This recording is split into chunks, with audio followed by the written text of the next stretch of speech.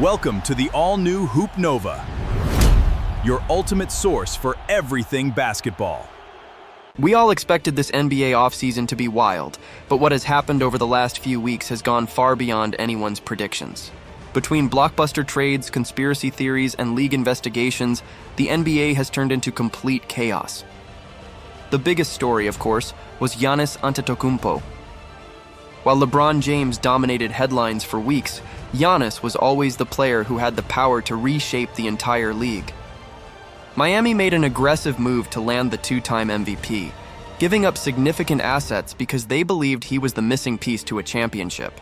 But making that deal came with consequences. The Heat also lost one of their elite shooters, Norman Powell, leaving many people wondering if they actually improved enough to compete for a title. What's even more surprising is that Miami reportedly isn't as confident as everyone assumed. After missing out on LeBron James, frustration inside the organization appears to be growing. According to reports from Miami media personalities, there are serious questions about how Philadelphia managed to sign LeBron for far less money than Miami was reportedly willing to offer. That's where things get really strange. Some people connected to Miami have reportedly started questioning whether there was something happening behind the scenes involving Fanatics CEO and minority owner Michael Rubin, because LeBron recently appeared at one of Rubin's major events. Speculation started spreading that there could have been some kind of financial incentive outside of basketball that influenced his decision. It's a theory that sounds dramatic, but there's no public evidence supporting it. Think about it for a second. We're talking about LeBron James, one of the wealthiest athletes in sports history. The idea that he'd risk his reputation over a relatively small salary difference simply doesn't make much sense. More likely, Miami is struggling to understand why one of the greatest players ever chose another team despite their interest. A confident organization usually congratulates the player and moves on. Instead, these rumors suggest the Heat may have believed LeBron was a much bigger part of their championship plans than they want to admit. Meanwhile, more details are emerging about LeBron's decision itself.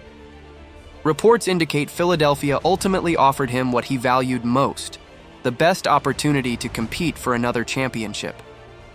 There were apparently conversations involving several other contenders as well. Cleveland explored different possibilities. Golden State remained a potential destination under certain conditions, but in the end, the Sixers provided the clearest path toward winning. One unexpected winner and loser in all of this may be Boston. Brad Stevens reportedly had opportunities earlier in the offseason that could have completely changed the NBA landscape. Had Boston agreed to Milwaukee's reported asking price in trade discussions involving Giannis, the Celtics might have landed one of the league's biggest superstars. Instead, Boston reportedly held on to younger role players and future assets. That single decision created a domino effect. Giannis ended up elsewhere, Philadelphia strengthened its roster, and LeBron ultimately chose the Sixers. Suddenly, Boston found itself watching several Eastern Conference rivals become significantly stronger while they were left trying to regroup. It's a reminder of how one front office decision can change everything. We've seen similar situations before, where executives make dozens of smart moves, only for one failed decision to define their legacy for years. But blockbuster trades aren't the only stories making headlines. The NBA is also reportedly looking into Milwaukee's contract. With Gary Trent Jr., the controversy dates back to free agency in 2024. Trent reportedly turned down much larger offers after seeking an even bigger payday. Instead of landing the contract he expected, his market collapsed, forcing him to sign a much smaller deal. Now, after eventually receiving a lucrative long-term contract from Milwaukee, despite coming off an underwhelming season, questions have started surfacing about whether there was any prior understanding between the player and the organization. Those allegations remain unproven, and an investigation doesn't automatically mean any rules were broken. Still, it's another example of just how unusual this offseason has become. Finally, another major twist involved Kawhi Leonard. Toronto and the Clippers reportedly came extremely close to completing a blockbuster trade that would have sent Kawhi back to the Raptors in exchange for Brandon Ingram, Grady Dick, multiple first-round picks, a pick swap, and second-round selections. However, despite both sides appearing close to an agreement, the deal ultimately fell apart before it became official. Reports suggest league-related concerns emerged during the process. forcing Toronto to reconsider moving forward. Whether it's superstar movement, controversial investigations, or front office decisions creating massive ripple effects across the league, one thing is certain.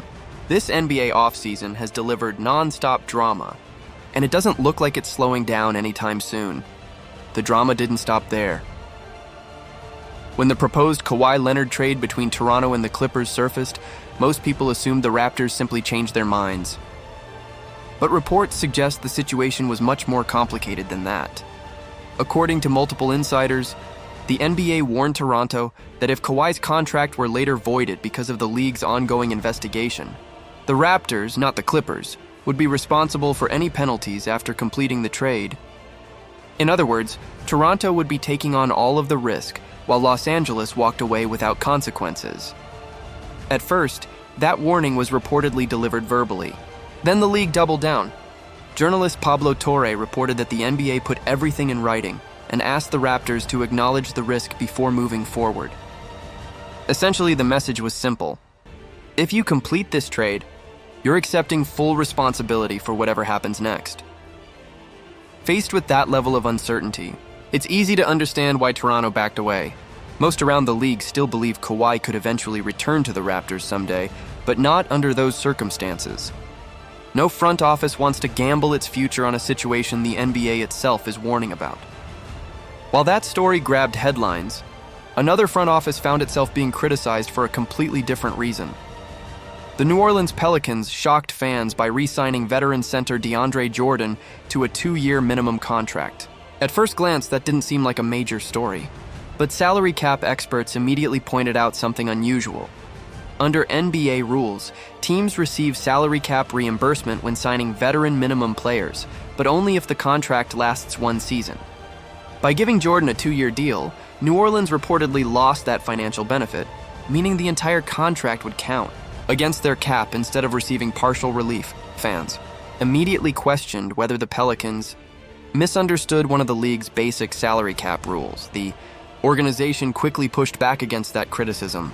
According to reports, New Orleans insisted they fully understood the rule and intentionally offered 2 years because they believed Jordan had interest from other teams.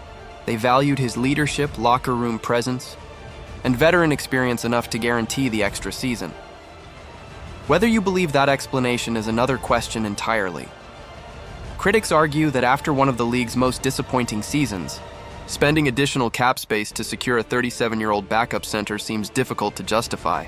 Others believe the Pelicans are simply trying to protect themselves from another embarrassing public mistake. Either way, the move raised plenty of eyebrows around the NBA. Another confusing decision came from Portland. The Trailblazers surprised almost everyone by acquiring Ja Morant. On paper, the move feels risky. Portland had finally started building momentum with a young core, and now they'll be asking Ja Morant, Damian Lillard, returning from a serious Achilles injury, and Deni Avdija to share responsibilities in the same lineup. There are obvious basketball questions. Morant is at his best with the ball in his hands. Lillard has spent his career doing the same. Avdija has also developed into a much more effective playmaker. Add Scoot Henderson to the mix and suddenly there are concerns about player development, defensive weaknesses, and overall fit. So why make the trade? One theory focuses on the mindset of Portland's new ownership.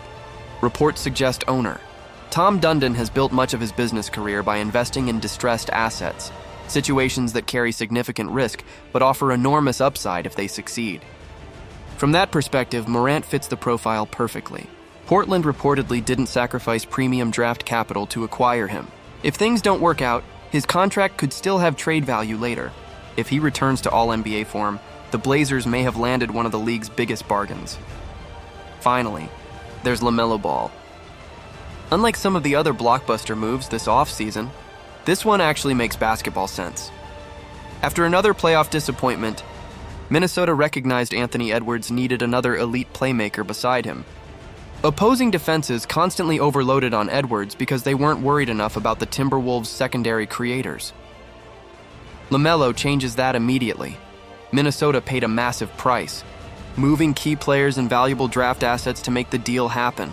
It's certainly a gamble considering Ball's injury history, but the potential reward is enormous. At only 24 years old, he fits perfectly alongside Anthony Edwards' timeline and gives Minnesota one of the most exciting young backcourts in basketball.